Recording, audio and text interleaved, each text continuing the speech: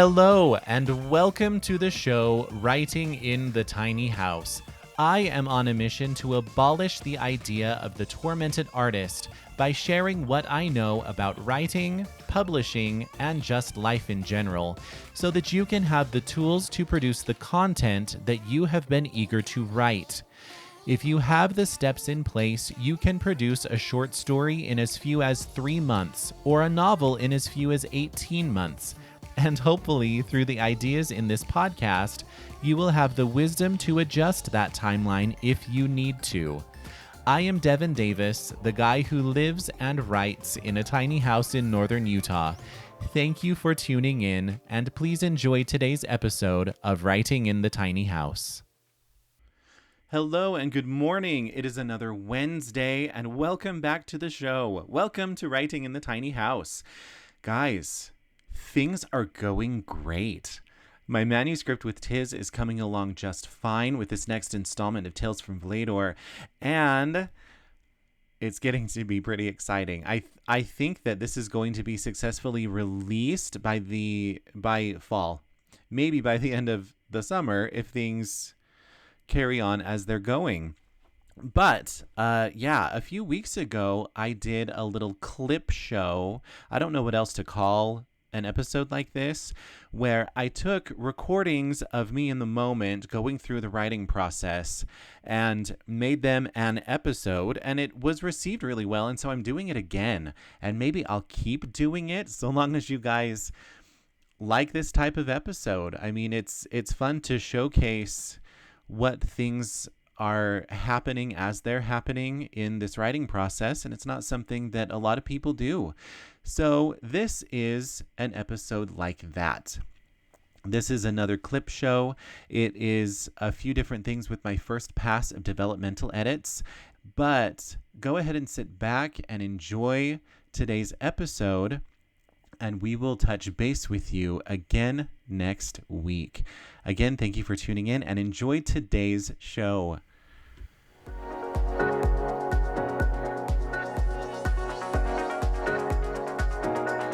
It is Wednesday, June 22nd, and I just did about 2 hours of developmental edits on Tiz. And thus far, everything is pretty okay. So when I do my developmental edits, and I call them dev edits, I sit down with a notebook and immediately write down everything, every inconsistency that I can just remember upon finishing the draft, so that I can not forget stuff. There are so many holes in a rough draft, and more are discovered as you go through the editing process, that it's important to just write down things to keep track of them. Just because it has been my experience that I don't remember everything. So if you recall the little journey that we have done with Tiz, I wrote a chunk of it back in December or January and then left it alone for a few months. And those parts were not dictated.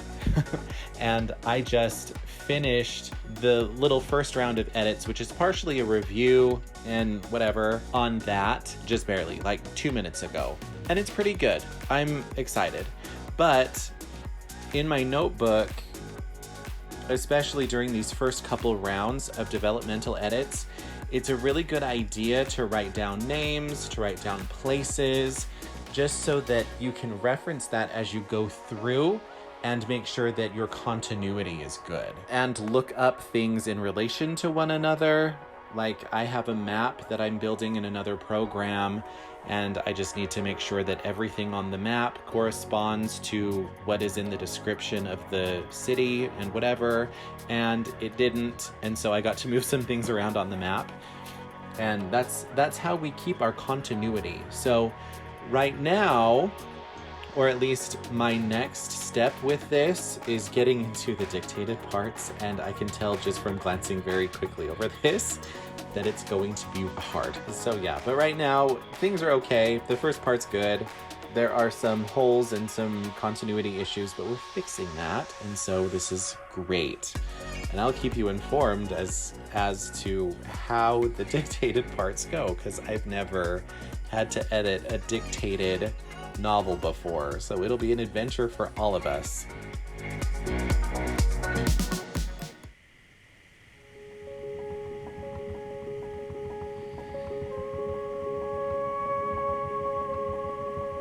Hey, it's July 7th, and I am doing some more cleanup on this manuscript, but I have a couple things to say, like 3 things.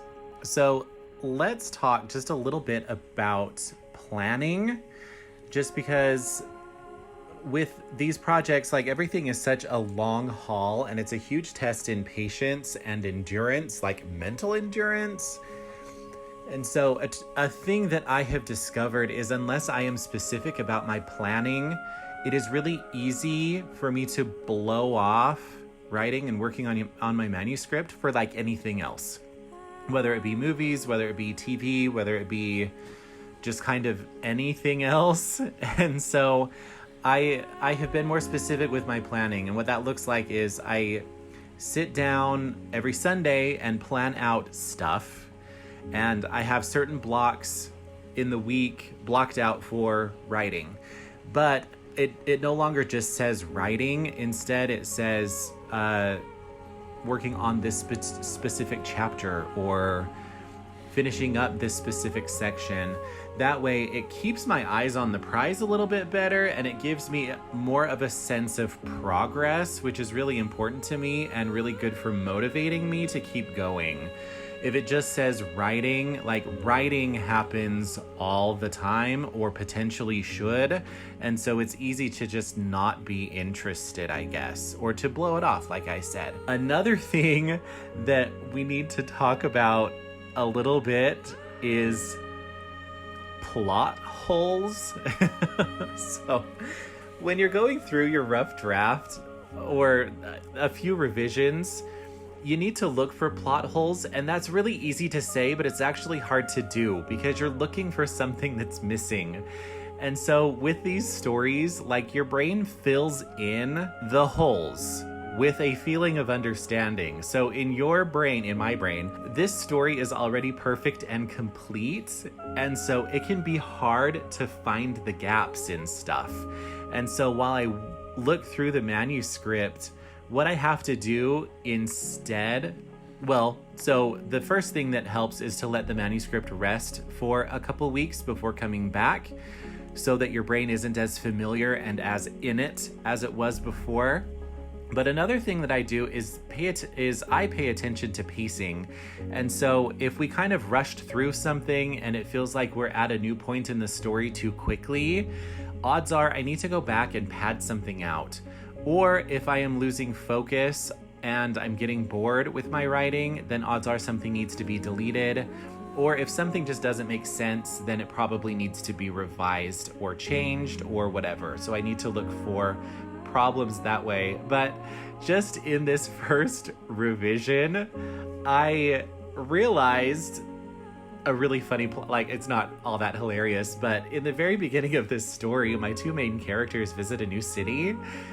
And, like, it's a brand new city, and this is fantasy. So, like, it's not like they were going to Chicago, and I can assume that the reader knows what Chicago is all about. These are 2 new characters. It's a different world. And so they go to this city, and then, like, really cool things happen in the city. I realized that I didn't describe the city. And I was just reading through this, and I thought to myself, maybe I should talk about that a little bit. So it's kind of interesting. I'm not a very visual thinker, and so my manuscripts tend to be filled with a lot of feelings and a lot of emotion and a lot of sounds and different stuff like that. And so sometimes the visual stuff I just forget to include. And so, like, here we go. I forgot to talk about what the hell this city is all about. So instead of filling in those gaps right now, I'm taking a note of it in my notebook, and I'll go back and do that when I'm finished with this revision. The third thing that I want to mention very quickly before I end this little note is the idea of taking risks with your first draft. So I am a person who loves to throw in a bunch of stylistic stuff in my storytelling, and while you're doing your first draft, it's the perfect chance to do that. Just because you're seeing what works and what doesn't work. And so, like, throw in all of the really weird things. So with this book, with this novella, with Tiz, there are a couple moments where the point of view shifts. And so I'm getting kind of fancy and weird about it. And here in a while, when I turn this into my editor, she will go through and read it and likely tell me to tone it down. But if I don't include it, I can't find out what works. And so if you need to include, like, the weird stylistic shit, like, do it. It's during the rough draft that you really need to do that anyway. So that's my thoughts for today.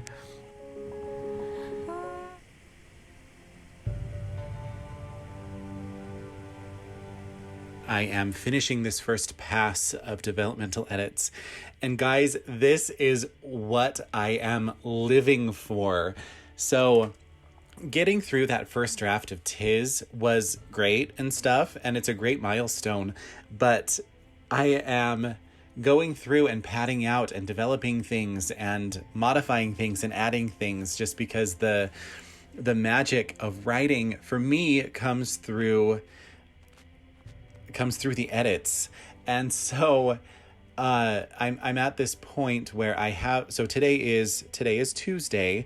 I have a goal to have this finished by Thursday night, this pass of developmental edits, and then I will potentially share a copy of this with my friend, and we will do another round of edits. And I want to get it done by Friday so that I can print a copy of it. And then I'm actually going to visit my friend Crystal at her house, and I can surprise her with a copy of this.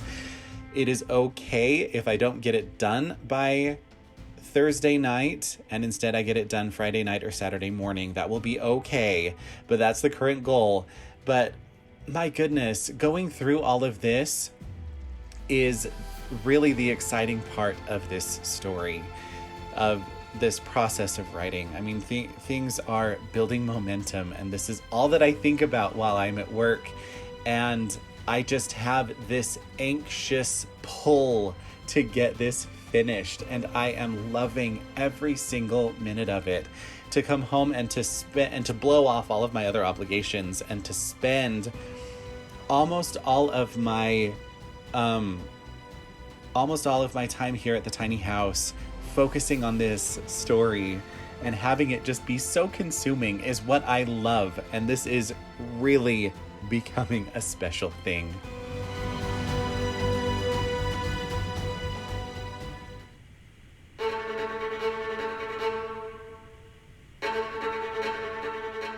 Woo! Okay. A lot of things have happened. It is July 22nd. It is a Friday, and it has worked out due to COVID. I mean, I don't have COVID, but my kids have I mean, they're fine, but they have tested positive for COVID, so I actually don't get them until Sunday. And so I have been able to put in a couple extra days on wrapping up this first pass of edits. And so I finished cleaning up all of the dictated stuff. It ended up being a lot of simply retyping everything that was dictated, because what was dictated was, dictation software is not perfect, and I was talking to myself for hours on end, and it ends up being not the greatest form of prose. And so what happened, especially for probably the last half of this manuscript, is I simply rewrote everything. And to be honest, I'm not mad about it. Dictating was a way to just kind of word vomit the bare bones of Tiz, and then going through and retyping it wasn't bad. It's not like I felt like I was wasting time, and it's not like I felt like I was doing a bad thing or did something wrong. So tonight I buttoned up the epilogue. The epilogue was not something that I originally dictated, and so this first pass of edits is done. But I mean, it's done-ish. I still have a couple notes in my notebook that I want to go through and address a couple things in this, in my manuscript. And I want to do that before I go on vacation on Sunday. And so tomorrow I have Saturday all to myself. I have a lot of other things to do though, and I am certainly worried that I'm not going to be able to get all of that done on Saturday, but I'm certainly going to try. I have to pack to go on vacation. I have to record a podcast episode. I have to clean the tiny house. I have to do a lot of different things, but hopefully I can clean up a few parts, a few glaring problems that I have in my notebook, in my manuscript, so that I can turn it into my developmental editor, whom I am visiting on Sunday. And so that will be a fun surprise and a fun gift and a fun thing. So anyway, because I live alone in the city where I live, and because I am old, and because I am a divorced single dad with no friends in the city, I still need to celebrate, but what we're going to end up doing is I'm going to go get a burger and a milkshake because I have been craving that for the past 6 days, and I am going to binge Never Have I Ever on Netflix for the remainder of the evening. So when you're done with a big step in your manuscript, please feel free to celebrate. This is what it gets to look like for me.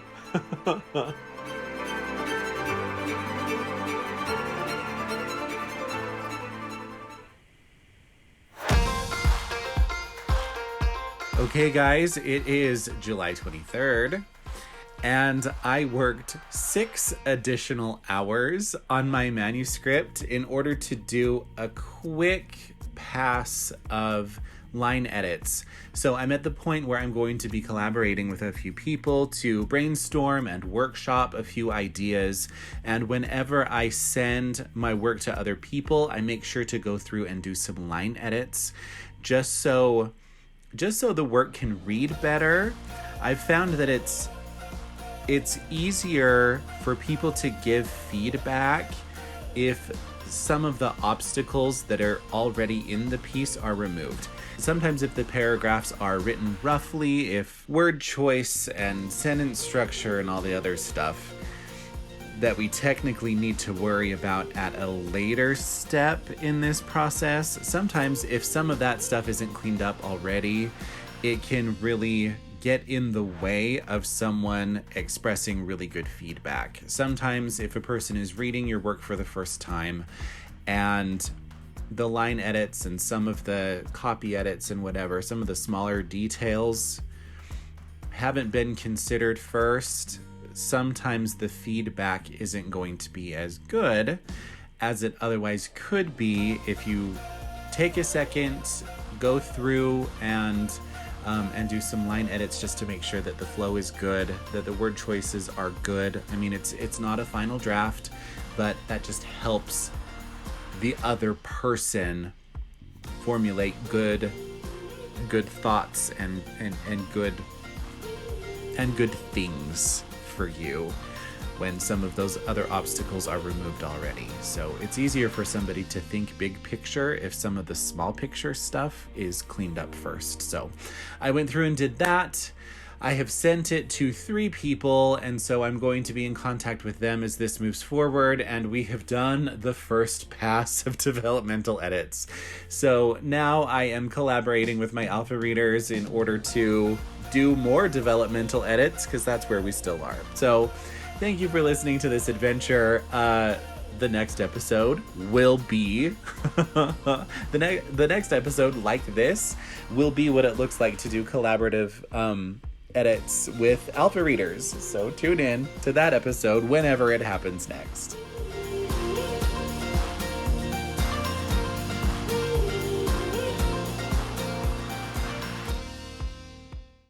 And that is it for today. Just a reminder that Brigitte, installment 1 of Tales from Vlador, is available on Amazon as an ebook and on Audible and Apple Books as an audiobook. And I provide advance reader copies of these short stories as I release them to my patrons. So become a patron today by visiting patreon.com/writinginthetinyhouse to support both my writing and this podcast. And lastly, be sure to follow me on social media. My Instagram is @AuthorDevinDavis, and my Twitter handle is @AuthorDevinD. Thank you so much for spending some time with me today, and have fun writing. We will see you next time. Run by copy editor Chrissy Barton, Little Syllables Editing is a reliable resource for anyone looking to improve their manuscript. Chrissy does line edits, copy edits, and the final proofread for experienced writers and newbies alike. Go to littlesyllables.com and reach out to Chrissy today. A link is in the show notes.